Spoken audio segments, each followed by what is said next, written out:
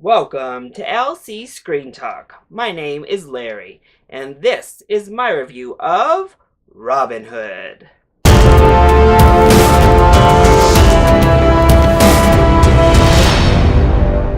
Another Robin Hood adaptation. Hollywood just loves this story, don't they?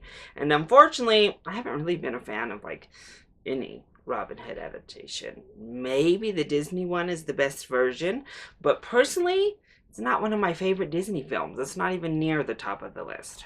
Otherwise, though, I really haven't liked any of them.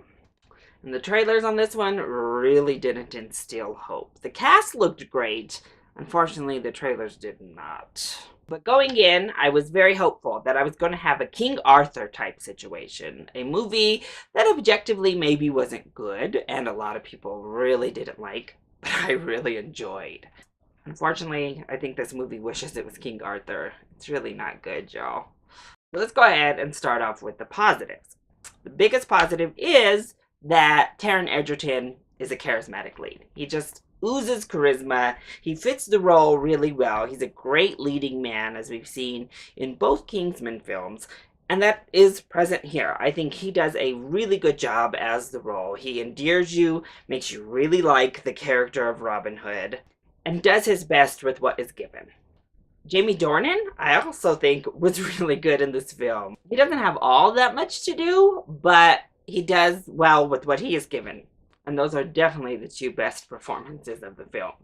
I did also enjoy some of this extra lore given to the movie and to the story.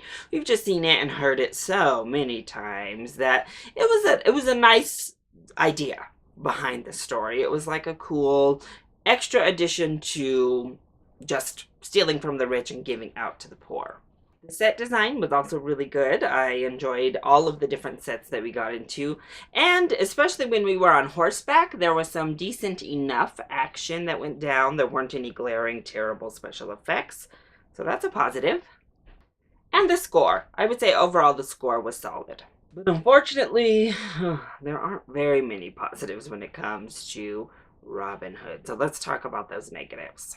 Well, the script. The script is by and large the biggest negative when it comes to Robin Hood. This script is terrible. There are moments within this film that I laughed out loud when I wasn't supposed to be laughing. The arc of Jamie Dornan's character was so laughably terrible that I was like, really? We not only did we see this coming from the moment his character is introduced, but it was just done so terribly. The love story, terrible. Robin Hood's arc, pretty terrible. Any meaningful line of dialogue, terrible. And then we get over to Jamie Foxx and Ben Mendelsohn, who I don't really know what they were doing, to be honest.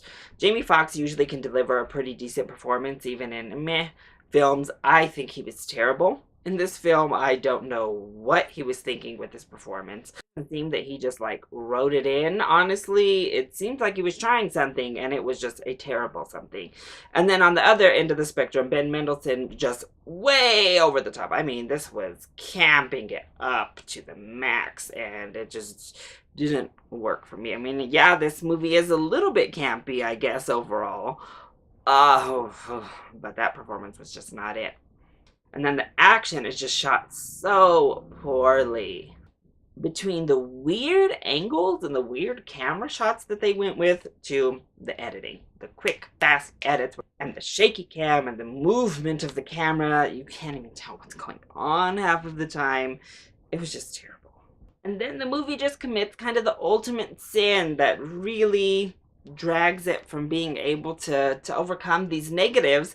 That I was bored for a good portion of the film, as I was kind of just was already a little bit tired today, and it was like, oh my, it's gonna be a little bit of a chore to keep my full attention throughout the film. I succeeded. I was able to overcome and do that, but it was definitely a lot of effort because this film drags. So honestly, Robin Hood is just another generic, badly shot action film. It tries to add to the lore of Robin Hood, and Taron Egerton gives it his all to try to save the film. but it is not enough to overcome all of the deficits that are present here. So in saying all of that, I think if you are into just straight up action films, if you're jonesing for one, then this is worth a rental.